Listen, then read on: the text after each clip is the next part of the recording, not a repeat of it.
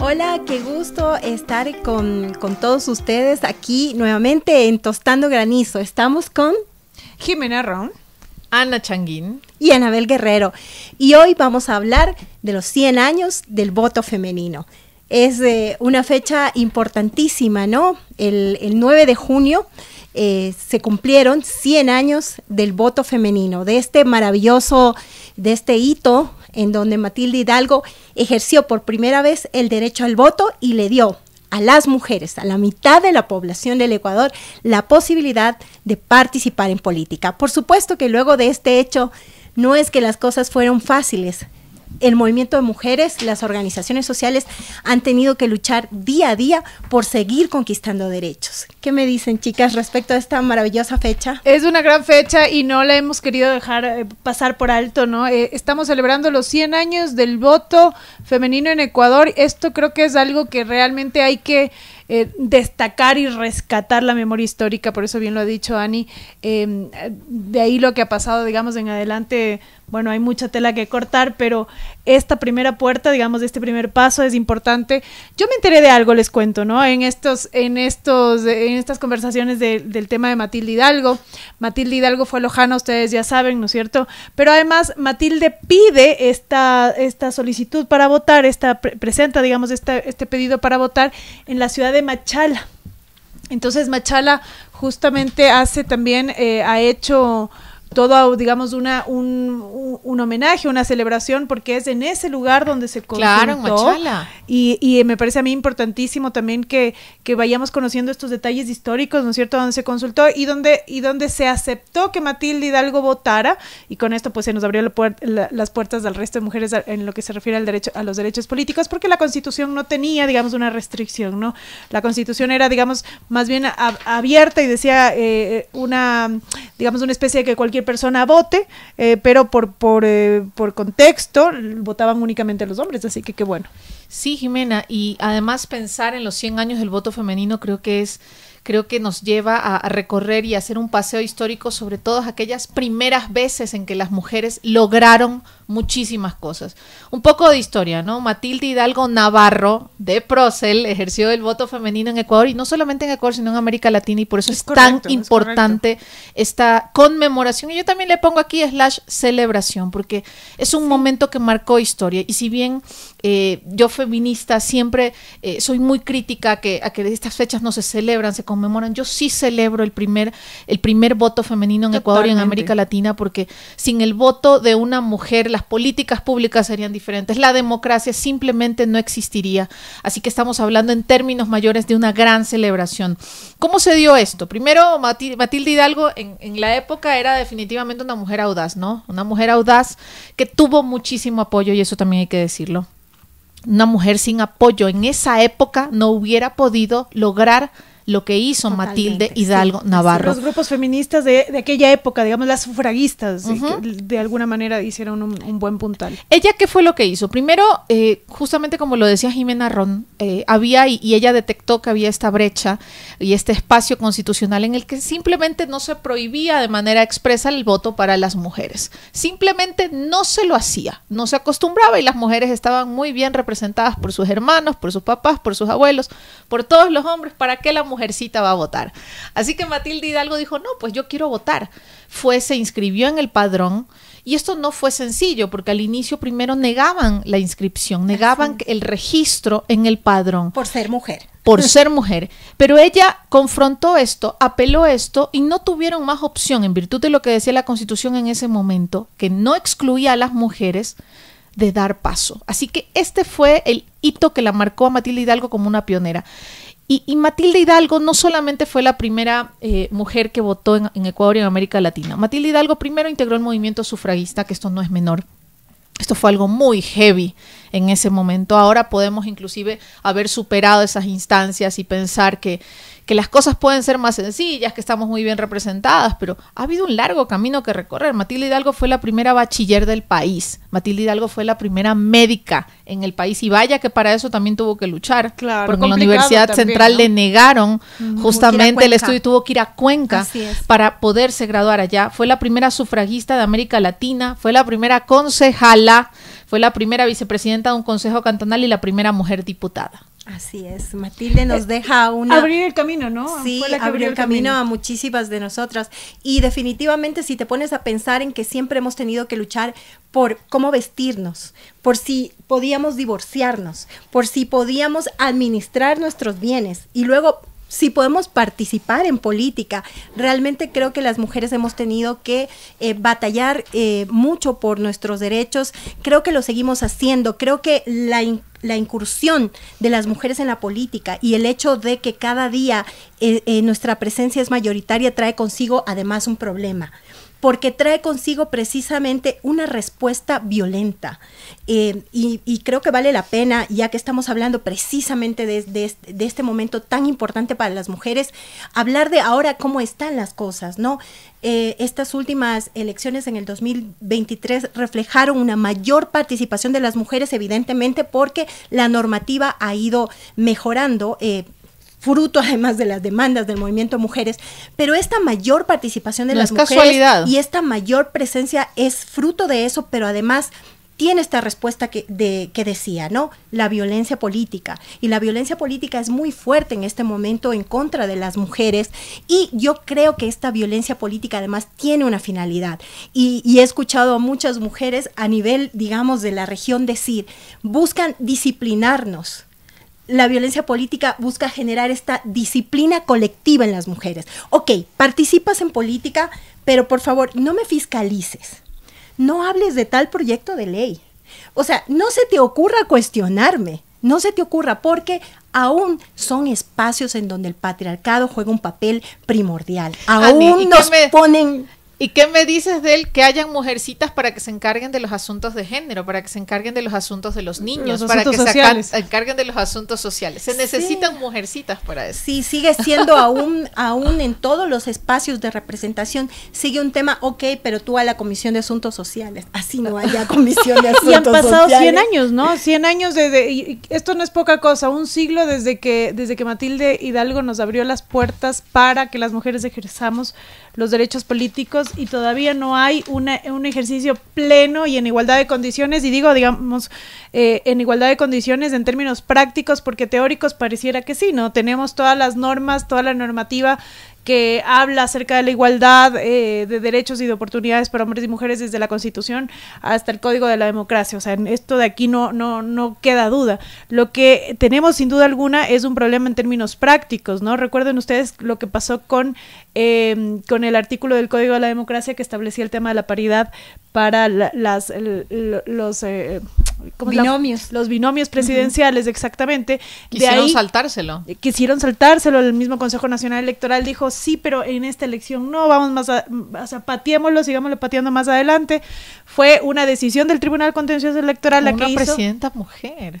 Correcto, la que hizo que la paridad se tome en cuenta. Y eso es importante, ¿no? No todas las mujeres que asumen cargos de poder tienen poder. Esto aquí creo que es importante.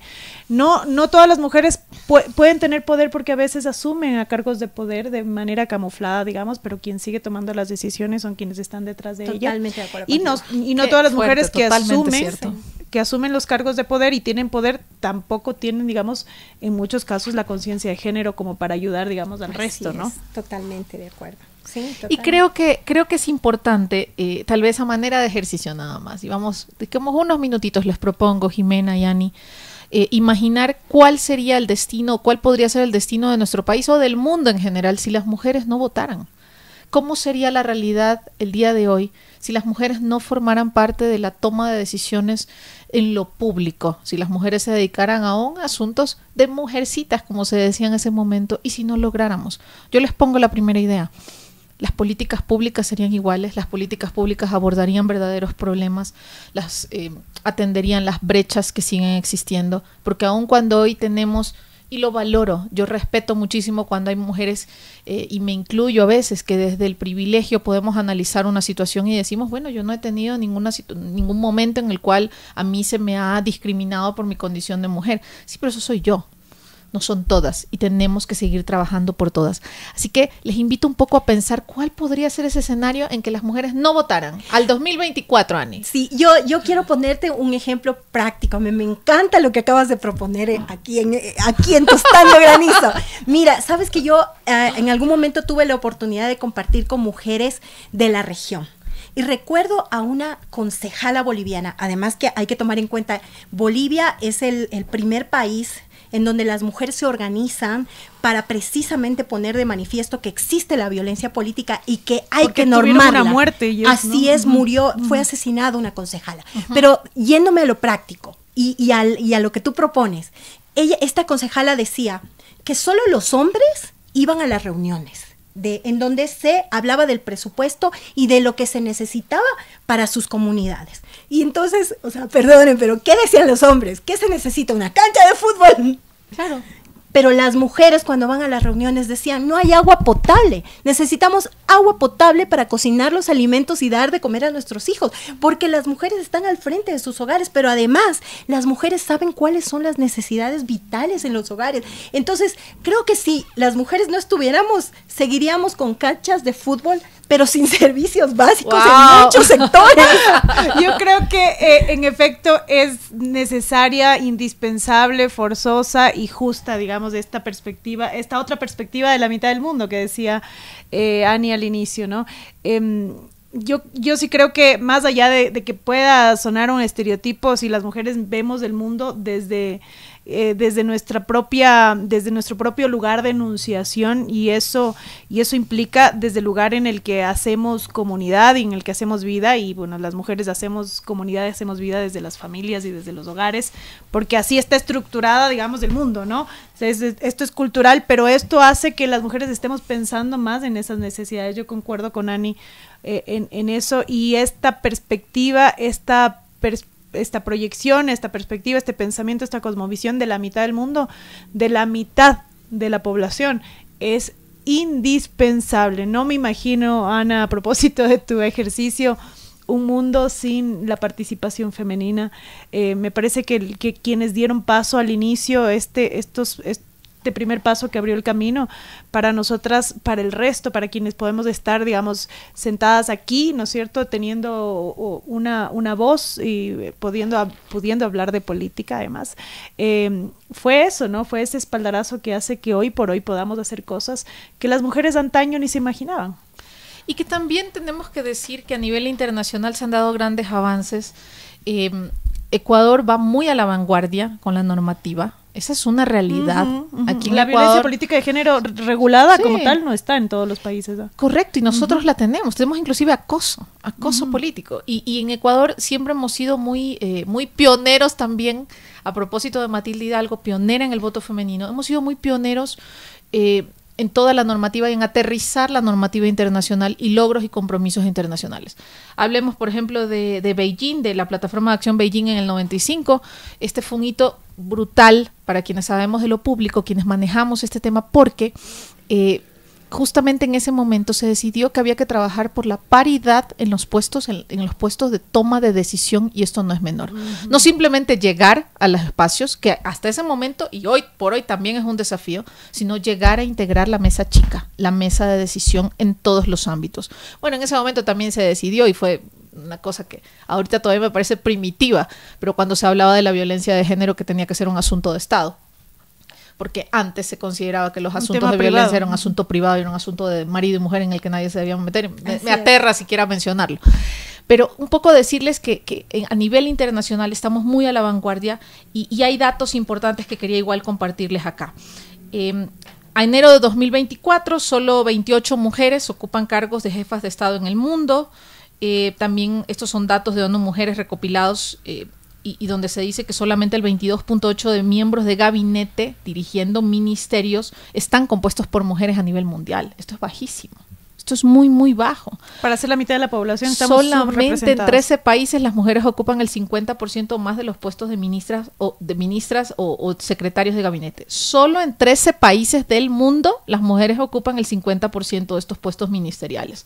Y las carteras más ocupadas por mujeres, no es sorpresa, ministerios de mujer, ministerios de familia e infancia, inclusión social y desarrollo, seguridad social, asuntos indígenas y minorías. Así es, totalmente. Porque los temas duros se encargan a los hombres, ¿no? O sea, presupuesto, defensa, interior, claro, exacto. Policía. Todavía hay mucho camino que recorrer, aunque tenemos ya una mujer, digamos, encargada de una cartera dura aquí en el país, pero creo que hay todavía muchísimo que hacer. Justamente este fin de semana, a propósito de todos los eventos de estos que se han realizado por los 100 años del voto femenino, conversábamos o reflexionábamos de la necesidad de control y de que las leyes se cumplan, ¿no? Porque bien decía Ana, tenemos una normativa, digamos, pionera, importante en términos de violencia de género, de violencia política de género, pero nos hace mucha falta todavía el cumplimiento de esas normas, ¿no?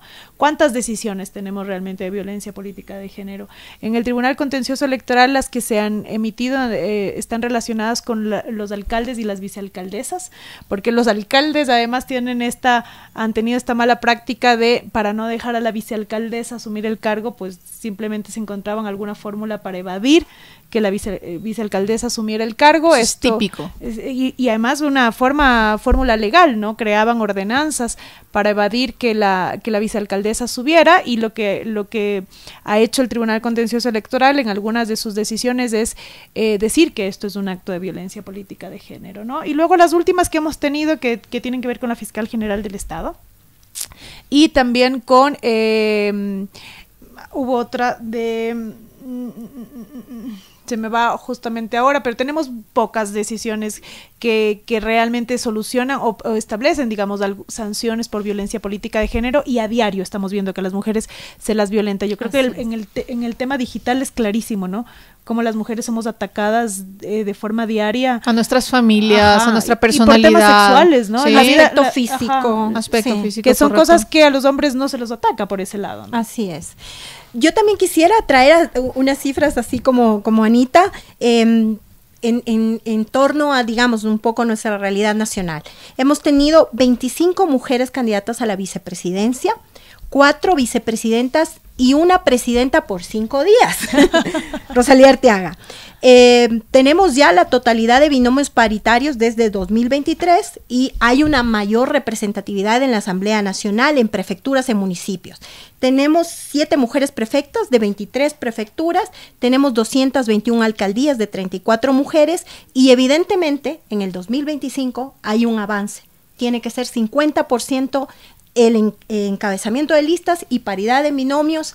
Y yo les dejo una pregunta, ¿están preparados los partidos políticos? No, no, clarísimo, ¿no? Los partidos políticos son, de hecho, uno de los problemas a nivel de justamente el tema de la desigualdad de género. Los partidos políticos no generan que las mujeres realmente puedan llegar a los cargos de poder.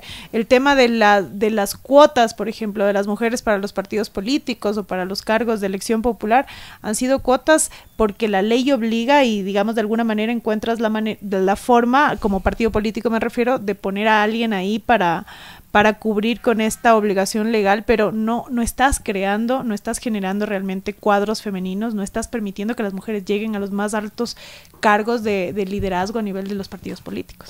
Bueno, y creo que la crisis de partidos es total y uno definitivamente de los puntos es la falta de liderazgo de mujeres dentro de los partidos. ¿Ha habido verdadero espacio? No lo creo. Las mujeres han tenido que enfrentar muchísimas dificultades a través de los años para poder militar. Y les doy ejemplos que se me vienen a la cabeza ahora mismo. Primero, estructuras masculinas pensadas por y para hombres. Esa es una realidad, y con mucho afecto para los hombres que nos están escuchando en este momento. Con mucho cariño. No son ustedes, son otros, estoy segura. Es el sistema. Pero sí, las mujeres han debido sistemáticamente y hemos debido enfrentar uno y otro obstáculo. En lo personal, debo decir, he militado y he sido militante de una organización política desde el 2011, por ejemplo, y tuve que enfrentar, si bien algunas cosas que parecen sutiles, pero que terminan siendo obstáculos, ¿no? Reuniones en la noche.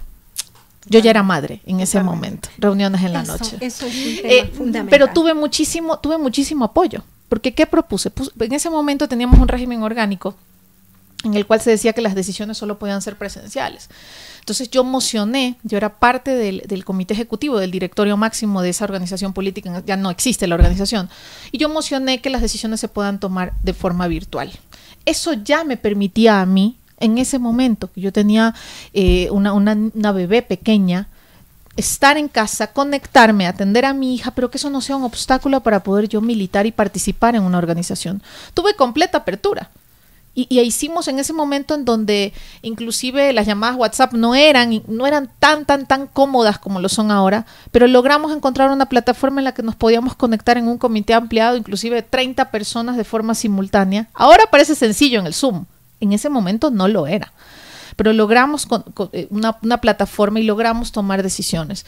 Otro de los aspectos, en época electoral las decisiones se toman también en espacios en la noche y con whisky en mano. Son espacios masculinos y definitivamente esto desincentiva.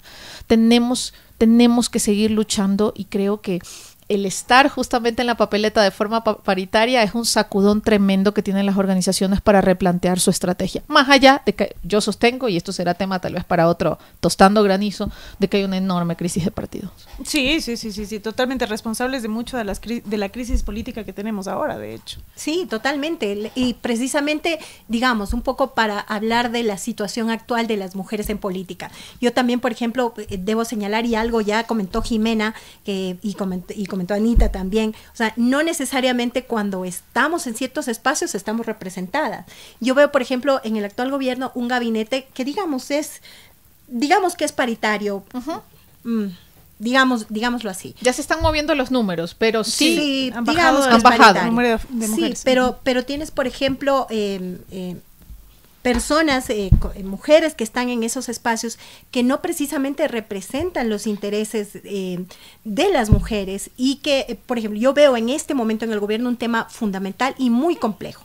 Yo veo que hay una campaña para debilitar el Ministerio de la Mujer y debilitar precisamente lo escaso o lo que tenemos en política pública para el tema de prevención y erradicación de violencia de género. Y eso es un compromiso internacional. ¿Por qué nadie lo dice? Ecuador se comprometió a través de los informes que se realizan sobre medidas de género. El Estado ecuatoriano se comprometió a instalar una estructura a nivel ministerial para proteger los derechos de las mujeres. Sí, y sabes que el debilitamiento yo le veo incluso por varias aristas, ¿no? Yo veo, por ejemplo, el tema de querer darle este tema de la política criminal cuando es un ministerio que no tiene la suficiente capacidad ni de presupuesto ni de recursos humanos para hacerlo. Pequeñita. Es una estructura que ni siquiera llega a ser un ministerio, lo dijo la propia ministra de la Mujer. Nosotros aún somos subsecretaría, dijo, ¿no? Por otro lado, yo veo esta intención de darle a la esposa del presidente de la República este tema de que ella va a trabajar en contra de la prevención, para la prevención y erradicación de la violencia de género. O sea, y también veo que, por ejemplo, desde el Ministerio de Gobierno se están trabajando ciertas políticas, por ejemplo, por el tema de femicidio, que deberían encabezarlas del Ministerio de la Mujer. A mí esto, por ejemplo, me parece súper complejo. Y desde hace algunas semanas, debo decirlo, y esto es un criterio muy personal, he visto apagado al Ministerio de la Mujer. Lo he visto apagado y esto es preocupante. Y eso es parte de una política pública que por la que deberíamos de saltar, ¿no? Porque hemos hecho mucho realmente como sociedad para que los derechos de las mujeres se posicionen, y de pronto un tema como cambiarle el nombre que pareciera inicuo sí es algo que te afecta a nivel simbólico y a nivel de estructura más adelante. Entonces sí creo que tenemos que estar súper atentos de lo que sucede con la política pública de los derechos de las mujeres en este gobierno. No sé cómo estamos, ya creo que estamos con el tiempo, ¿no es cierto? Tenemos que ya cerrar y vamos a tener que dejar algunos de estos temas tan interesantes, creo que no solo para nosotros, sino para toda la audiencia, para un siguiente Tostando Granizo. Definitivamente, queda mucho. Ya saben que de lo bueno temas. Poco, entonces nos vamos rápido. Muchísimas gracias por acompañarnos en este episodio en el que hemos hablado de los 100 años del voto femenino en Ecuador. Los esperamos en el siguiente programa. Se despide de ustedes Jimena Ron. Gracias por acompañarnos en Tostando Granizo. Se despide Anabel Guerrero. Gracias, soy Ana Changuín. Nos vemos en el siguiente programa.